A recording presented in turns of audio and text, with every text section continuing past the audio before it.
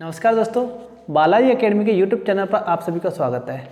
मैं राहुल शर्मा आज आपके लिए लेकर आया हूं 17 और 18 तारीख के यूपी पुलिस में जो मैथ के क्वेश्चन आए थे उनका सॉल्यूशन। तो देर ना करते हुए वीडियो को शुरू करते हैं। जैसे कि पहला क्वेश्चन आप देख सकते हो, पहला क्वेश्चन आपको एक सिंप्लीफिकेशन का दे दिया हुआ है। पहला क्वेश्चन आपको सिंप्लीफिकेशन का दे रखा है, जैसे कि सिंपल है 120 में डिवाइड किया जा रहा है 3 का, प्लस में 8 × 3 -40 इक्वल पूछा जा रहा है आपसे। तो सीधा सीधा देखो, आपने अगर बोर्ड मास पढ़ रखा है तो पहले 3 से इसको डिवाइड करो तो कितना आएगा 40, प्लस में 8 × 3 कितना होगा 24 -40, प्लस 40 -40 कट गया, आंसर आ गया आपका कितना 24। सिंपल क्वेश्चन थे। इस तरीके से अगर क्वेश्चन दे रखे थे, अगर आपको थोड़ा बहुत भी मत आता है तो आपने क्वेश्चन लगा लिया होगा। अगला क्वेश्चन जो दे रखा है वो भी सिंप्लीफिकेशन से ये केवल ऐड करने वाला क्वेश्चन दे रखा है। तो आपको इस सवाल में करना क्या, पॉइंट का विशेष याद रखना, पॉइंट कहाँ पे लगा हुआ उसी के अकॉर्डिंग पहले आपका काम है इन दोनों को ऐड करेंगे। इन दोनों को ऐड करने के बाद उस साइड में पहुँचा देंगे और वहाँ से 9018.618 से इसको माइनस कर देंगे। तो पहले हम इनको ऐड कर लेते हैं। तो आपको लिखने का तरीका भी इतना तो आप टाइम ले सकते हो एग्जाम में। लिखने का तरीका आपको मालूम होना चाहिए, पॉइंट के नीचे पॉइंट होना चाहिए। 3 1 2 और इससे पहले क्या लिखा है 3 6 8। पहले इसको ऐड कर लेंगे, यहाँ पे कुछ नहीं मानते तो 0 ले लेंगे। 2 10 3 1 4 और 1 5 पॉइंट लगाया। 8 और 2 10 होगा, 7 और 6 13 1 14 हो जाएगा, 3 1 4 हो जाएगा 5। ये ऐड करने के बाद आया आपको करना कि ये संख्या को आप क्योंकि दोनों को ऐड कर दोगे उधर पहुँचा दोगे तो 9018.618 में से आप 5440.502 को माइनस कर देंगे। 8 में से 2 जाएगा 6 हो जाएगा, 1 में से 0 जाएगा नहीं, 1 ही रहेगा। 6 में से 5 गया तो 1 आएगा, 0.8। 11 में से 4 जाएगा तो आपका 7 बचेगा। यहाँ पे 9 में से 4 गया तो 9 में से 4 गया तो 5 बचेगा, और 8 में से 5 गया तो 3 बचेगा। 3578.116 इसका आंसर हो जाएगा। लेकिन आप इतना देखो, अब एग्जाम में आपने पूरा क्या कर लिया तो भी अच्छा है, समय था इतना तो कर सकते थे। अगर नहीं है तो आप केवल इतना जैसे आपने किया तो यहाँ से लास्ट में जैसे आप इतना माइनस करोगे तो आपको यहाँ से दिख जाएगा। यानी आपको केवल 2 ऑप्शन बी और डी में 0.116 आ रहा था तो थोड़ा और आगे बढ़ते तो जैसे ही 8 आता तो आप यहाँ से पूरा सोल्व ना करते हो, पूरा यहाँ पे टिक कर सकते थे, नहीं तो कोई दिक्कत नहीं, आपने जितना भी किया। अगला क्वेश्चन जो दे रखा है, 2 संख्या 13:9 के अनुपात में यदि उनका HCF 13 है तो बड़ी संख्या ज्ञात कीजिए। ये सबसे इजी क्वेश्चन होता है। आप ये मान के चलना है प्रत्येक संख्या विश्व में जितनी भी संख्या बनी हुई है सब में उसका HCF लगा होता है। अगर उन संख्याओं से आप HCF निकाल देते हो तो वो संख्या अभाज्य संख्या बन जाती है, अनुपात में बन जाती है।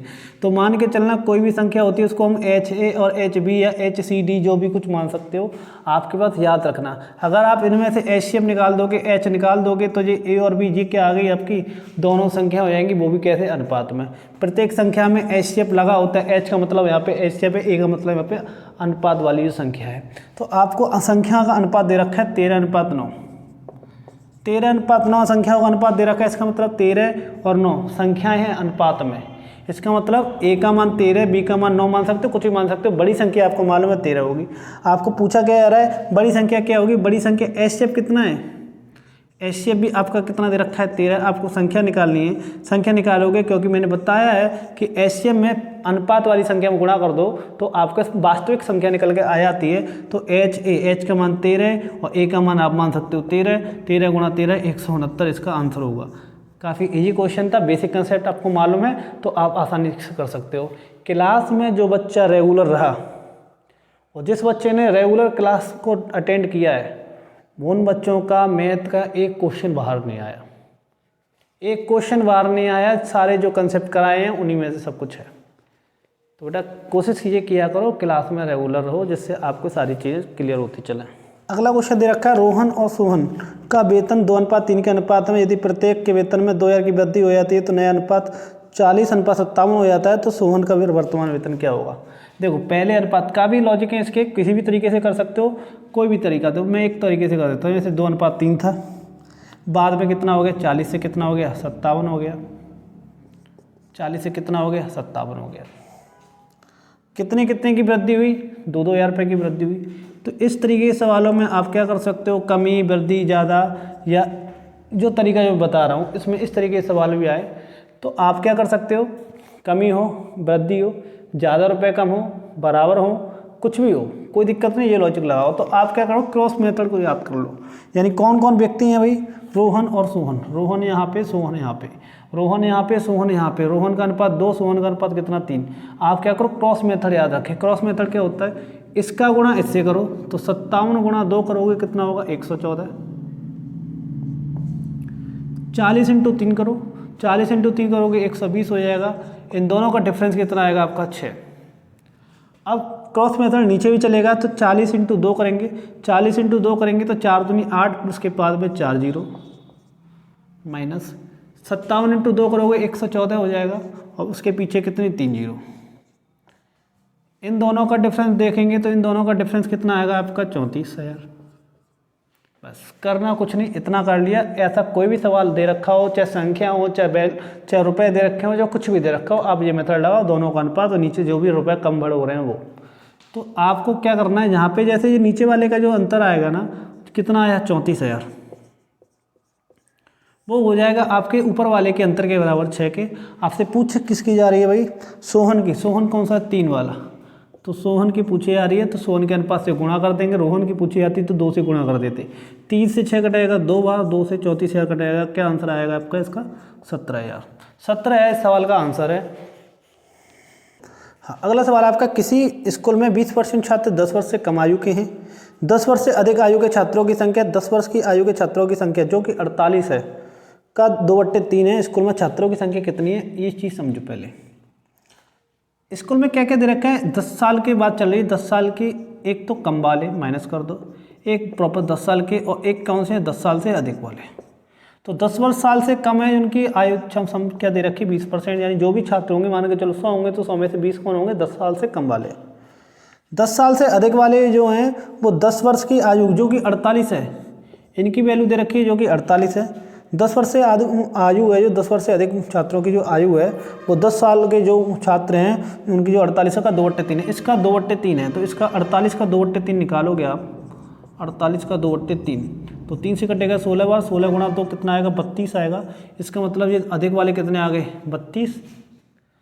अब 10 साल से अधिक वाले 32 हैं, 10 साल वाले 48 हैं। आपसे पूछा जा रहा है तो 10 साल से कम वाले या टोटल पूछा जा रहा है। तो आपको मालूम है भाई 20% जी, बाकी का तो यही होंगे, क्योंकि 10 साल से कम 10 साल से ज़्यादा है 10 साल के। तो टोटल कितना आपको मालूम है 48 और 32 को जोड़ोगे कितना हो गया 80, और आपको मालूम है 20% ये, तो बाकी का 80% ये होगा। तो 80% के बराबर है। आपको 100 की वैल्यू निकालनी है। 80 से 80 कटे आएगा, आपका आंसर आएगा कितना 100। यानी स्कूल में छात्रों की संख्या कितनी है 100। सवाल काफ़ी सिंपल है। एक संख्या को 119 से विभाजित करने पर 19 शेष बचता है। यदि इसे 17 से विभाजित किया जाए तो क्या शेष बचेगा। जब इस तरीके के सवाल आपको दे दिए है तो आपको कुछ नहीं करना, जो शेष रह जाता है, जैसे 19 शेष बचा है तो जो शेष रह जाता है आपको जिससे विभाजित करना होता है, 17 से विभाजित करना है, तो शेषफल सीधा इसका निकाल देंगे। क्या आंसर आएगा 2, इसका आंसर है। का सवाल आपको दे रखा है, क्योंकि यहाँ पे भागता मैंने नीचे कर लिया।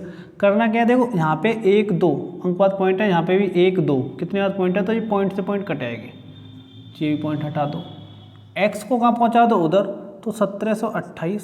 पहले तो यहीं पे सॉल्व कर लेते हैं।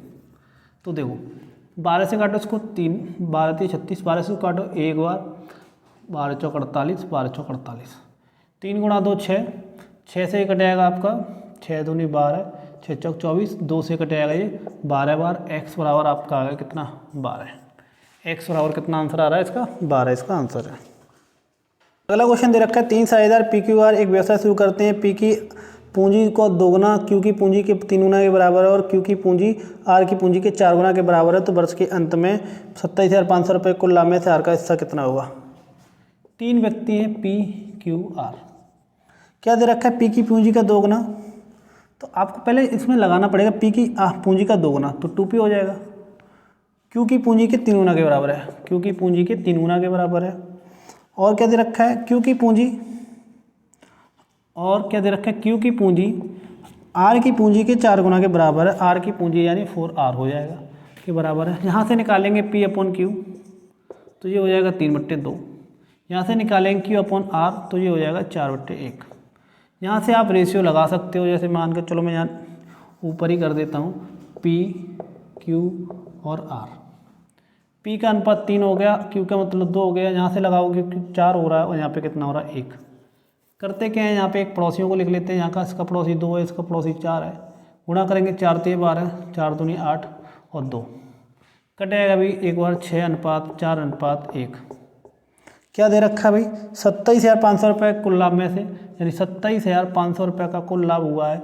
यहाँ पे 6 और 4 2 से 11 के बराबर है। आपसे पूछा जा रहा है किसका लाभ पूछा जा रहा है, तो आर का हिस्सा कितना होगा, आर का अनुपात कितना है आपका 1 आया है यहाँ पर, तो 1 से 11 से डिवाइड करेंगे इसको, 11 × 2 = 22, 11 × 5 = 55, 00 गुणा 1 करेंगे तो क्या आंसर आएगा आपका 2500, इसका आंसर हो जाएगा।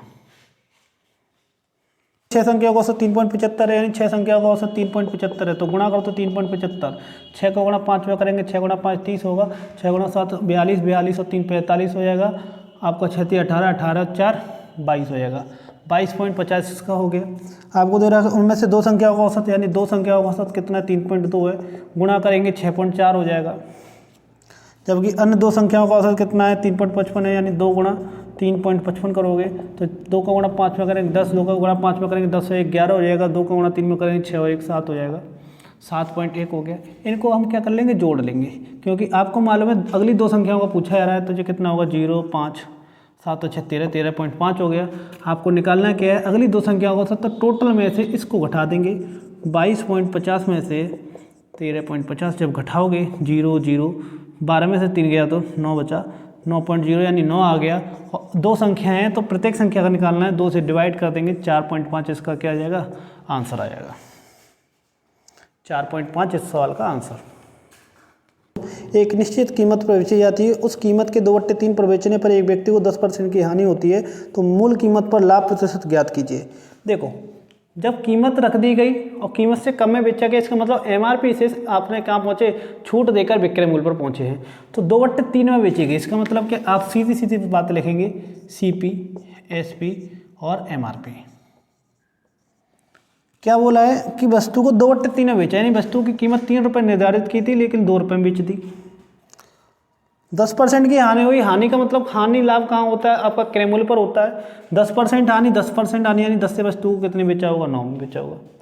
करना क्या है, वही पड़ोसी वाला खेल है, यहाँ पे और यहाँ पे जगह खाली है, आप क्या करेंगे, यहाँ के पड़ोसी लिख लेंगे। पड़ोसी कौन है, इसका 2 है, इसका पड़ोसी कौन है, 9 है। गुणा कर दो भाई, 10 × 2 20 हो जाएगा, 9 × 2 18 हो जाएगा, 9 × 3 27 हो जाएगा। क्या अनुपात आ गया, 20 18 27। आपसे क्या पूछा जा रहा है, मूल कीमत पर लाभ प्रतिशत ज्ञात करें। मूल कीमत कितनी थी, 27 थी, इस पर बेचा जाए 20 रुपये की वस्तु को 27 बेच रहे हैं, यानी कितने का प्रॉफिट, 7 का। कहाँ से, 20 से, इंटू 100, 20 से 100 कटेगा, 5 बार 5 × 7 करेंगे, 35% इसका आंसर हो जाएगा। इस सवाल का आंसर कितना है, 35% इसका आंसर हो जाएगा। अगला जो सवाल है, चक्रवृद्धि ब्याज का जो सवाल दे रखा है, काफ़ी बच्चे इसमें फंसे थे। अनुमानित शब्द लेकर संख्या आपस में नहीं कटी तो बच्चे यहाँ पे परेशान हो गए, लेकिन मैं मानता हूँ चक्रवृद्धि ब्याज का ये सबसे सरल सवाल था, अगर आपको इसका लॉजिक मालूम है तो। क्या दे रखा है, एक धनराशि चक्रवृद्धि ब्याज पे 3 वर्ष बाद 4460 रुपये और 6 वर्ष बाद 6690 रुपये हो जाती है, तो अनुमानित धनराशि कितनी है। देखो यहाँ पे कुछ मूलधन, 3 वर्ष बाद क्या हुआ, ये कुछ मिश्रधन निकल के आया, फिर 3 वर्ष यानी 6 वर्ष बाद दे रखा है दूसरा मिश्रधन निकल के आया, तो इसका गैप और इसका गैप कितने का है, 3 वर्ष का। इसका मतलब यहाँ पे जो दर रही होगी, जो अनुपात रहेगा वो आगे भी यही अनुपात रहेगा। तो कितना हो गया था, 4460, यहाँ पे कितना हो गया था, 6690 रुपये, ये हो गई। अब संख्या को रेशियो बनाना है, आपको क्या करना है, यहाँ पे इन दोनों का रेशियो लगाना, जो रेशियो यहाँ पे होगा आगे भी यही रेशियो बनेगा। तो करो क्या, आप संख्या नहीं काट पा रहे, कोई दिक्कत नहीं, आप आगे देखो 44 और 66 किस संख्या से कटता है, 22 से, ये 2 और ये 3। अनुमानित का मतलब अनुमान लगाना होता है बस, 2 से 3, तो आगे भी कितना आएगा, 2 से 3, तो 4460, क्योंकि यहाँ पे जो निकल के आया मिश्रधन वो मूलधन से आया होगा, मूलधन से मिश्रधन पहुँचेंगे तो 2 से 3 रहा होगा, तो 4460 3 के बराबर हो जाएगा। आपको क्या करना है, 2 की वैल्यू, 3 से इसको काटेंगे एक बार, 14 हो जाएगा, 3 चौक 12, 2 26 हो जाएगा, 3 8 24, 2 3 18, 6 बार गया, 2 × 6 12, 8 दूनी 16, 1 17, 2 चौक 8 और 1 9, 2 1 2, कितना आ गया, 2972। ऑप्शन में आप देखते हो तो 3121 दे रखा था, 3115, 2973.33 और 2991, तो 2973.33 इसका आंसर है, क्योंकि 2972, क्योंकि अनुमानित है, अनुमानित में 1-2 संख्या इधर उधर हो सकती हैं, अनुमान लगाना था इस सवाल का। काफ़ी अच्छा सवाल था, लेकिन बच्चे फंस गए थे यहाँ पर। अगला क्वेश्चन देखते हैं। अगला क्वेश्चन आपको दे रखा है, वृत्ताकार मैदान का क्षेत्रफल 13.86 हेक्टेयर है, 3.2 रुपये प्रति मीटर की दर से बाड़ लगाने की लागत ज्ञात कीजिए। देखो वृत्ताकार, तो वृत्ताकार मान के चलो कोई अगर वृत्त है तो उसके चारों ओर बाड़ लगाने का मतलब क्या होता है, उसकी परिधि ज्ञात करना। पहले आपको परिधि निकालनी पड़ेगी, ठीक है। मैदान का क्षेत्रफल दे रखा है, तो वृत्ताकार इसका क्षेत्रफल क्या होता है, वृत्त का क्षेत्रफल क्या होता है, पाई आर स्क्वायर। तो पाई का मान कितना है, 22/7 आर स्क्वायर बराबर में कितना हेक्टेयर दे रखा है, 13.86 हेक्टेयर है। और 1 हेक्टेयर की वैल्यू दे रखी है 10,000 मीटर। तो उसको क्या करते हैं, हम मीटर में बना लेते हैं। जो दे रखा है उसे गुणा कर देंगे बस। यहाँ से आपने पॉइंट हटाया, 2 जीरो लगा ली, 2 जीरो से 2 जीरो कट गई। 11 से इसको काटो 2 बार, 11 से इसको काटो 1 बार, 11 से इसको 28 हो, 11 तो नहीं भाई 6 बार कट गया। फिर 2 से इसको कटाया 6, 3 63 बार। अब करना क्या है आपको, आर स्क्वायर बराबर 7 उत्तर पहुँच जाएगा 63 × 7 गुणा 100। अब 63 × 7 करोगे, गुणा कर लो, 7 × 21, 7 42, 42 से 2 44, 441 × 100 हो जाएगा आर स्क्वायर बराबर। तो आर बराबर निकल के आया 441 कितने का होता है, 21 का, और 100 कितने का होता है, 10 का। क्या आ जाएगा, 210। यानी इसकी त्रिज्या निकल के आई आपकी कितनी, 210। अब आपसे बोला जा रहा है कि इसके चारों ओर बाड़ लगाने के खर्चा क्या होगा। तो अब देखें, परिधि निकालेंगे। परिधि होती है इसकी परिधि, यानी पेरीमीटर आप बोल सकते हो कितनी होती है, 2πr। तो इसको लगाओगे 2 पाई का मान 22/7, आर कितना आपका 210, और गुणा कितने रुपये खर्चा दे रहा है प्रति मीटर, 3.2। तो 3.2 का और गुणा कर देंगे। पॉइंट हटाया, जीरो लगा दिया, 0 से 0 कटेगा, 7 से 21 कटेगा 3 बार। अब गुणा करेंगे तो 2 गुणा 3 करेंगे 6, 6 गुणा 32 कर लो, 6 दूनी 12, 6 × 18 1 19, 119 × 22 कर लेंगे। अब 22 × 2 करोगे तो 22 × 2 44 होता है, 22 × 9 करोगे तो 198 होता है। 198 और 4 202 हो जाएगा, हासिल 20 हो जाएगी, 22 सेकंड 22, 22 और 20 42, 4,224 रुपये इसका आंसर हो जाएगा। ऑप्शन बी शायद इसमें पेपर में है, आपके में कुछ और भी हो सकता है। 4,224 इस सवाल का आंसर था। अगला क्वेश्चन दे रखा है, एक लड़का 9 किलोमीटर प्रति घंटे की गति से 25 मीटर भुजा वाले एक वर्गाकार मैदान के चारों ओर दौड़ने में कितना समय लेगा। वर्ग की बात कर रहे हैं भाई, वर्ग आपको मालूम होना चाहिए। वर्ग जिसकी चारों भुजाएं समान होती हैं, तो अगर वर्ग की भुजा कितनी दे रखी है, 25 मीटर दे रखी है यहाँ पर, तो इसका मतलब ये भी 25 मीटर होगी, आगे ये भी 25 मीटर होगी, और ये भी कितनी होगी, 25 मीटर। कोई लड़का है चारों ओर चक्कर लगाए, इसका मतलब कितनी दूरी टोटल चलेगा, 100 मीटर। 100 मीटर दूरी चलेगा। समय पूछा जा रहा है 9 किलोमीटर प्रति घंटे की गति से। आपको मालूम है 9 किलोमीटर प्रति घंटे, किलोमीटर के साथ क्या चलता है, घंटा चलता है, मीटर के साथ सेकंड चलता है। आपको चाल दे रखी है और दूरी मीटर में दे रखी है, तो इसकी आपको चाल बदलनी पड़ेगी किलोमीटर प्रति सेकंड में। तो 9 किलोमीटर प्रति घंटा है, किलोमीटर प्रति घंटे को यदि मीटर प्रति सेकंड में आपको चेंज करना है तो क्या करेंगे हम, 5/18 से क्या कर देंगे, गुणा। तो 9 से 18 कटेगा 2 बार, ये हो जाएगा 100/5, 2 कहाँ पहुँच जाएगा ऊपर, 5 से कटेगा ये 20 बार, 20 × 2 कितना आएगा, 40 सेकंड इसका आंसर हो जाएगा। 40 सेकंड इसका आंसर हो जाएगा। समांतर श्रेणी का एक क्वेश्चन दे रखा था, वो ये 26, 20, 14, 8 हर एग्जाम हर शिफ्ट में दे रखा है। तो आप इसको निकाल सकते हैं। 21वां पद यानी nवां पद का फॉर्मूला होता है a + n - 1 × t। यहाँ पे a का मान पहली संख्या हो जाएगी, n का मान जो पद आपसे पूछा जा रहा है यानी n का मान कितना, देखो a का मान कितना हो गया, यहाँ पे 26 हो गया। n का मान जो आपसे पूछा जा रहा है यानी 21वां पद, तो 21 हो गया। d का मान आपको सार्वंतर बोलते हैं, d का मान यानी 20 में से सेकंड संख्या में से पहली संख्या घटा दी जाती है, 20 में से 26 घटाओगे तो -6 हो गया। इस फॉर्मूले में रख देंगे 26 प्लस में n - 1 यानी 21 में से 1 गया तो 20 इंटू d का मान कितना है, -6। आपका 26 प्लस में 20 × 6 करोगे 120 हो जाएगा, माइनस का आप इसको लिखेंगे 26 - 120 बराबर कितना आएगा, -94। इस सवाल का आंसर हो जाएगा।